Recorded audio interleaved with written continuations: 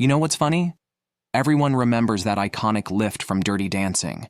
Jennifer Grey soaring into the air as Patrick Swayze holds her up with what looks like effortless strength. It's one of those movie moments that just sticks with you. But here's the thing. That scene tells you so much more about who Patrick Swayze really was than most people realize. See, while most folks think of him as this tough guy from movies like Roadhouse or Point Break, what they don't know is that before he was Johnny Castle or Sam Wheat, he was a classically trained ballet dancer. Yeah, you heard that right. This guy who could throw punches with the best of them could also pull off a perfect pirouette. But that's just scratching the surface of who Patrick Swayze really was. He wasn't just some Hollywood heartthrob. He was a guy who broke all the rules about what a leading man should be. A dancer who became an action star, a tough guy who wasn't afraid to cry on screen, and someone who fought for every single thing he achieved in life. You might think you know Patrick Swayze, but trust me, his real story is way more fascinating than anything you've seen on screen. It's a story about passion, determination, and fighting against the odds. And let me tell you, by the time we're done here, you'll understand why he was so much more than just the guy from Dirty Dancing. The thing is, his story isn't just about the movies or the fame. It's about a guy who never stopped pushing himself, never stopped trying to prove that he could be more than what people expected. And honestly, that's what makes his story so damn interesting. Early years. You know where this whole story really begins? In Houston, Texas, 1952. And man, talk about being born into the right family for someone destined to shake up Hollywood. Patrick's mom, Patsy, wasn't just any mom. She was this incredible choreographer who basically ran the dance scene in Houston. His dad, Jesse, a champion rodeo rider turned engineering draftsman. Already you can see where Patrick got his interesting mix of talents from, right? Little Patrick grew up in this amazing world where athletics and arts weren't separate things. At home, you'd find him practicing dance moves with his mom one minute, and the next he'd be out playing football or practicing martial arts. It's like he never got the memo that you had to choose between being artistic or athletic. He just did both. But here's something a lot of people don't know. School wasn't exactly a breeze for him. Patrick struggled with dyslexia before most people even knew what that was. But instead of letting it hold him back, he just worked harder. He'd spend hours practicing dance routines, turning the discipline he learned in ballet into a way to focus and overcome any challenge that came his way. Speaking of dance, man, you should have seen young Patrick in those early days. While other kids were just figuring out which foot was which, he was already performing in his mom's dance school shows. And get this, he was also playing football, becoming a star athlete at his high school. Can you imagine being on the football team with a guy who could both tackle you and outdance you? But the real game changer came when he hit his late teens. That's when he got serious about ballet. We're talking about a guy in Texas in the 1970s choosing to pursue ballet. Think about how much guts that took. He didn't care about what anyone thought. He just knew this was what he wanted to do. So what does he do? He packs up and heads to New York City. No big plan, just raw talent and determination. And let me tell you, New York in the 70s? That was a whole different ballgame. But for Patrick, it was exactly where he needed to be to transform from a kid with dreams into the performer who would eventually take Hollywood by storm. What happened next? Well, that's when things really started to get interesting. Rise to fame. You know how some people just slowly climb their way up? Well, that wasn't Patrick's style at all. Once he hit New York, he didn't waste any time. His first real break? It wasn't even on screen. It was on Broadway, in Greece of all things. But here's what's wild. While he's dancing and singing on stage, he's also taking acting classes on the side. Classic Patrick, always pushing to learn more. Then television came calling, and man, did he answer. His first TV gig was actually on MASH. Not exactly where you'd expect to find a ballet dancer, right? But that's what made Patrick different. He could do the tough guy stuff just as naturally as he could dance. He showed up in this show called The Renegades, too, and people started noticing this guy had something special. But let me tell you about the moment that really changed everything. 1983, Francis Ford Coppola's The Outsiders. Talk about being in the right place at the right time.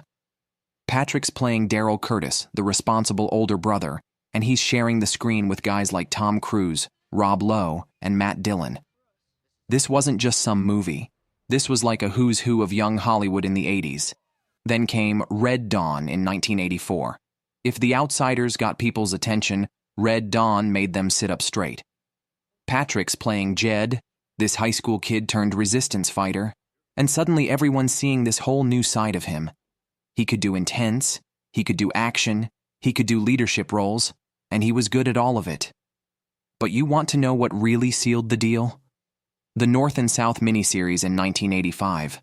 This thing was huge, like everybody talking about it at work the next day huge. Patrick played Ori Main, and for a lot of people, this was when they realized this guy wasn't just another pretty face in Hollywood. He could actually act, and he could carry a serious dramatic role.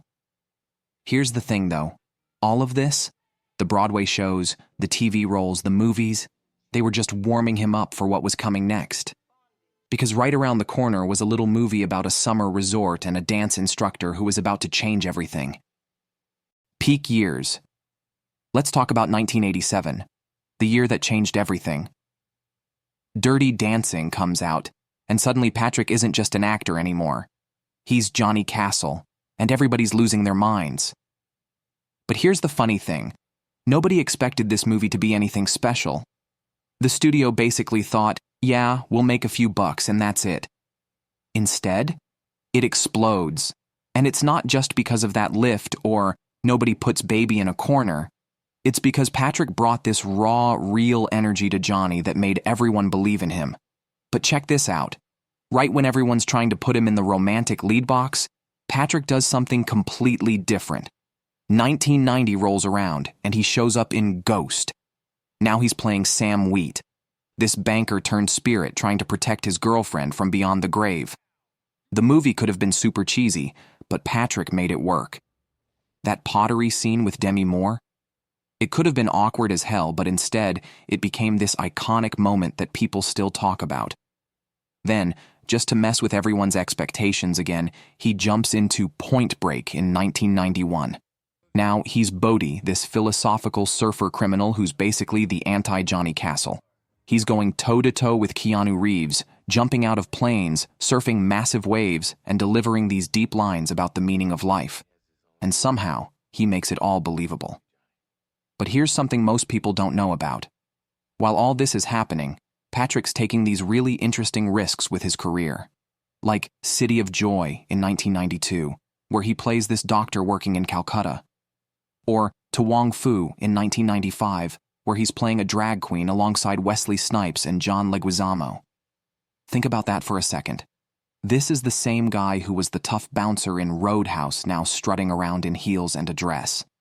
That took some serious guts in the 90s, even when he did something more straightforward like Black Dog in 1998.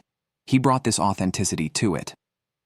Fun fact, he actually did a lot of his own stunts in that movie, including some pretty crazy truck driving scenes. Because that's who Patrick was. If he was going to do something, he was going to do it for real. But while all this amazing stuff was happening on screen, life behind the scenes wasn't always as picture perfect. Personal life and challenges. You know how sometimes the people who seem to have it all together are fighting the hardest battles behind the scenes? That was Patrick in a lot of ways. While he's out there becoming this huge star, he's dealing with some really heavy stuff in his private life. Let's talk about his marriage first, because it's actually one of the most beautiful parts of his story. Patrick met Lisa Nemi when she was just 15, and he was 19. She was taking dance lessons from his mom. They got married in 1975 and stayed together for 34 years until he passed away. But this wasn't your typical Hollywood romance. These two were proper partners. They did everything together. Dancing, flying planes. Yeah, Patrick was a licensed pilot. And even raising horses on their ranch. Speaking of the ranch, man, that place was his sanctuary. Out in California, this massive property where he could just be himself. He had horses everywhere, and he'd spend hours just riding when he wasn't filming. It wasn't about being a movie star there. It was about being close to nature and the animals he loved. But life wasn't always peaceful. In 1982, Patrick's dad passed away, and it hit him hard. really hard. He started drinking too much, trying to deal with the pain. He didn't talk about it much publicly at the time, but later he admitted how close he came to messing everything up because of alcohol. But you know what? He fought that battle and won it. Then in 1994, his sister Vicky took her own life. Just try to imagine dealing with that kind of loss while being in the public eye. Patrick was devastated. These were the kinds of struggles that nobody saw on screen, but they shaped who he was just as much as any role he played. Through all of this, though, Patrick kept going. He kept working, kept pushing himself, kept trying to be better. He and Lisa even wrote and performed in their own movie together, One Last Dance, in 2003. It was like no matter what life threw at him, he found a way to turn it into art. But the biggest fight of his life was still coming, and it would show everyone just how tough Patrick Swayze really was. Final chapter. This part of the story, man, it's tough to talk about, but it shows you exactly who Patrick Swayze was at his core. In 2008, he gets hit with the news nobody ever wants to hear, pancreatic cancer. Now most people would have stepped back, taken time off. Not Patrick. You know what he did? He signed on to star in a new TV series called The Beast. And we're not talking about some easy role where he could just coast through it. He's playing an FBI agent in this intense drama, filming in Chicago, doing 12-hour days, all while going through chemo. The doctors told him he shouldn't be working. He did it anyway. When people on set would try to take it easy on him, he'd tell them to treat him like any other actor. That was Patrick, stubborn as hell, refusing to let cancer define him. During this time, he actually gave this interview to Barbara Walters that just knocked everyone sideways. He was totally honest about what he was facing, but he had this, I don't know how to describe it, except to say it was pure fighting spirit. He wasn't sugarcoating anything, but he wasn't giving up either. He kept working right up until he couldn't anymore. And through it all, Lisa was right there with him, just like she'd been since they were kids. They even wrote a book together during this time, The Time of My Life. It came out just before he passed away in 2009. Here's the thing about Patrick's final chapter. It wasn't about the cancer. It was about how he faced it. He kept dancing as long as he could, kept riding his horses, kept living his life on his terms. Even wrote that book to make sure people understood who he really was, not just who they saw on screen. When he passed away on September 14th, 2009, Hollywood lost more than just a star.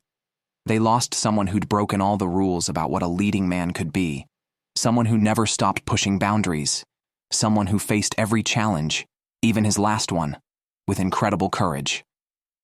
But you know what? His story wasn't over yet. Because the impact he left, well, that's something else entirely. You know what's wild? Here we are, years later, and Patrick Swayze's influence is everywhere. Like you can't go to a wedding or party without hearing Time of My Life. That's just a fact. But it goes way deeper than that. And Dirty Dancing? That movie still hits different today. People are still watching it, still talking about class differences, still relating to that story about standing up for what's right. The themes in that movie, about women's rights, about standing up to authority, about class barriers, they're just as relevant now as they were in 1987. Even his later work, like To Wong Fu, was way ahead of its time. Here's this mainstream action star playing a drag queen in 1995. That took serious guts. He helped pave the way for the kind of inclusive storytelling we're seeing more of today. Hey everyone, thanks for sticking around for Patrick Swayze's incredible story. You know what they say, nobody puts baby in a corner, and nobody could put Patrick in a box either. If you love this deep dive into one of Hollywood's most unique stars, don't forget to hit that subscribe button. We've got more fascinating stories about the performers who changed the game and shaped the entertainment world we know today.